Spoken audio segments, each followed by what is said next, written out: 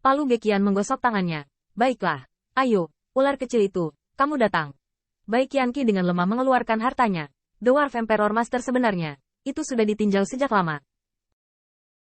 Setelah melihat lebih dekat, sedikit mengangguk berkata, sekarang ini adalah izin. Anda telah meninggalkan ruang palsu untuk diri Anda sendiri. Saya harap setelah Anda menjadi dewa, Anda dapat memenuhi upaya hari ini. Bai Qianqian mengangguk dengan malu-malu. Terima kasih banyak senior. Selanjutnya, boneka bayi monster raja itu. Palu Gekian satu demi satu berkomentar bahwa sambil mendengarkan ajaran, banyak dewa iblis tidak lupa mengucapkan terima kasih yang tulus kepada mereka. Pertama, misi Xie Dwarf Emperor dalam dekade ini. Dan kedua, Divine Item Xie Dwarf Emperor pertama. Semua orang tahu bahwa bahkan Palu Gekian secara pribadi mengakui bahwa Dewa Qin Yichen mengendarai debu. Tetapi 10 tahun kemudian, Kaisar Kurcaci sedikit khawatir bahwa para tamu ini akhirnya dibunuh oleh naga muda yang Tuhan berikan pukulan. Apa arti dari dua pisaumu? Satu laki-laki dan satu perempuan? Bai Chang memegang dua pisau ajaib bercahaya dingin, bermain sambil tersenyum. Tentu saja, saya juga membuat pegangan untuk kebajikan. Gekian Hao menganggukkan kepalanya, dan menatap Battle Armor seperti laras panjang Wuyan. Matanya sedikit menyipit. Battle Armor ini meskipun bisa besar atau kecil, tapi apa sumber aslinya yang tampaknya sedikit lebih besar? Daripada tubuhmu. Apa tujuannya? Wuyan tertawa. Iblis kecil itu takut suaminya tidak pas, jadi dia sengaja besar saat menempa. Beberapa menit, bagus. Kaisar Dwarf bertepuk tangan dan memuji. Semua orang mengatakan bahwa ular adalah Sue Wuking yang paling dingin. Tetapi hari ini saya membiarkan Lao Su bertemu dengan sepasang kebajikan lili, rajin berkultivasi di masa depan. Jadilah lengan kiri dan kanan yang mulia. Wuyan dan Bai Chang saling memandang dengan wajah manis dan bersyukur, dan berulang kali memberi hormat. Terima kasih banyak senior. Palu Gekian tertawa. Selanjutnya, boneka wanita monster Rache, giliranmu. Yao Tian tersenyum ringan. Seberkas cahaya bintang berkibar di telapak tangannya. Cahaya bintang sangat menyilaukan, tidak terlihat dan pasif. Tetapi tampaknya itu bisa menjadi semua hal di dunia. Ini, Yao Tian terkekeh. Tiba-tiba, cahaya bintang berubah menjadi pedang, berubah menjadi cambuk, berubah menjadi pedang, dan bahkan berubah menjadi pedang. Seutas kain kasa tipis menutupi tubuhnya, cahaya bintang.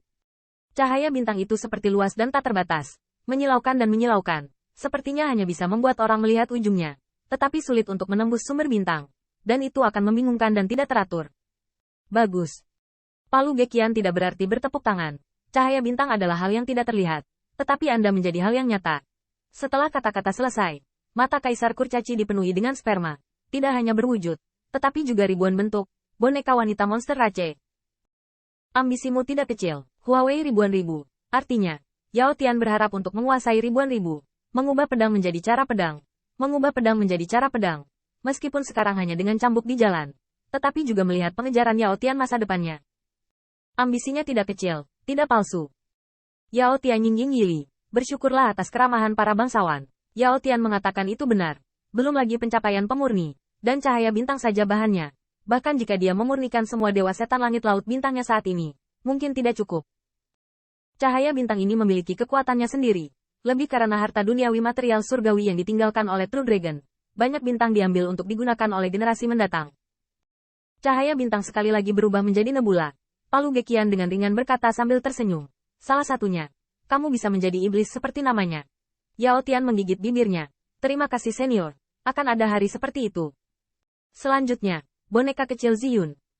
Ziyun mendengar ini. Keluarkan battle armormu sendiri. Qin Yichen tiba-tiba dengan hati-hati melihatnya. Meskipun semua orang telah melihat mahakarya sebelumnya, dia adalah yang terakhir menguasai para dewa. Tetapi dia tidak memperhatikan. Cahaya ilahi battle armor berkedip. Satu demi satu sisik naga. Seperti ombak. Qin Yichen menatap matanya dan segera memuji. Ziyun, kamu bisa. Sisik baju besi seperti ombak. Untuk gelombang sedang diturunkan. Dan kekuatan sihir musuh tidak tahu berapa banyak yang akan tenggelam dalam gelombang padat sisik naga leluhur. Bahkan jika itu mengenai Anda, hanya ada sedikit kekuatan ilahi yang tersisa dan sulit untuk menyakiti Anda. Tatapan kekuatan ilahi Qin Yichen. Sisik naga terluar adalah sisik naga yang paling ulet. Atau ulet di beberapa lapisan pertama hampir sama. Dan lapisan paling dalam adalah sisik naga emas ungu cloud sendiri. Dalam hal pertahanan, secara alami lebih rendah dari sisik naga leluhur. Tetapi sisik naga itu berasal dari Ziyun sendiri, dan battle armor mengenakan tubuhnya. Baginya, dia mengenakan lapisan kulitnya sendiri. Sisik naga Senjia dan sisik naga miliknya cocok. Saat kekuatan Ziyun dikuasai, battle armor juga akan dikuasai. Poin utamanya adalah bahwa Qin Yichen juga percaya bahwa sisik naga Ziyun suatu hari akan lebih ditentukan daripada nenek moyang mereka. Pada saat itu, gelombang turbulen yang dibentuk oleh sisik naga dapat terkilir. Sekarang leluhur berada di luar. Itu seperti berdiri di depan mereka untuk melindungi mereka dari angin dan hujan. Dan kemudian mereka akan maju. Qin Yichen juga memperhatikan bahwa posisi jantung di Battle Armor adalah cangkang Black Tortoise seperti armor cermin. Cangkang Dewa Kura-Kura Hitam ini adalah kunci untuk melindungi Ziyun. Dan itu adalah inti dari seluruh Battle Armor. Armor pertempuran ini dapat menghasilkan retakan dan penuh dengan bekas luka. Tetapi selama cangkang dewa tidak pecah, armor pertempuran tidak akan pecah. Tapi cangkang Dewa Kura-Kura Hitam dilindungi oleh gelombang skala, seperti yang dikatakan Qin Yichen.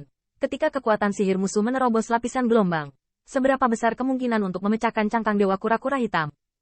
Lu Xiaolu juga memuji yang belum pernah terjadi sebelumnya. Kamu bodoh. Ini bukan hal yang memalukan untuk kakak laki-laki Yichen. Meskipun mereka biasanya saling membunuh, pada akhirnya mereka berdua. Itu adalah pendamping yang paling intim. Dan Ziyun selalu fokus pada pembunuhan. Apakah itu karena alasan karakter atau tidak, maka fokus dan kultivasi-kultivasinya secara alami akan terbantahkan. Dapat dikatakan bahwa serangan adalah kekuatan Ziyun. Tetapi pertahanan juga menjadi papan pendek. Tapi sekarang, Ziyun bisa menebus papan pendek ini. Bukankah ini sebuah terobosan? Yao Tian juga berkata, saya pernah mendengar peribahasa, seperti ember. Itu bukan papan kayu tertinggi tetapi yang terendah yang menentukan berapa banyak air yang bisa ditampung.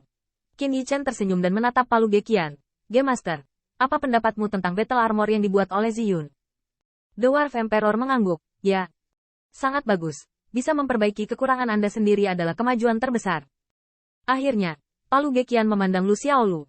Tetapi ketika dia akan mengatakan yang berikutnya, dia melihat Qin Yichen membuka mulutnya dan berkata lagi.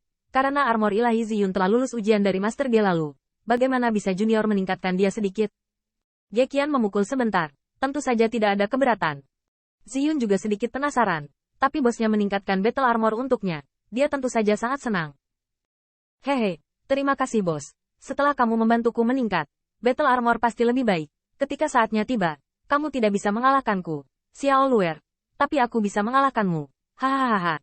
Ziyun mencubit pinggangnya dan tertawa. Sepertinya membayangkan hari yang baik ketika dia berbalik menjadi tuan. Tetapi Lu Xiaolu bengkak dengan pipi bedak. Dan wajahnya marah. Kakak Yichen, jangan bantu dia. Bahkan membantu, dan Anda tidak bisa hanya bias dia.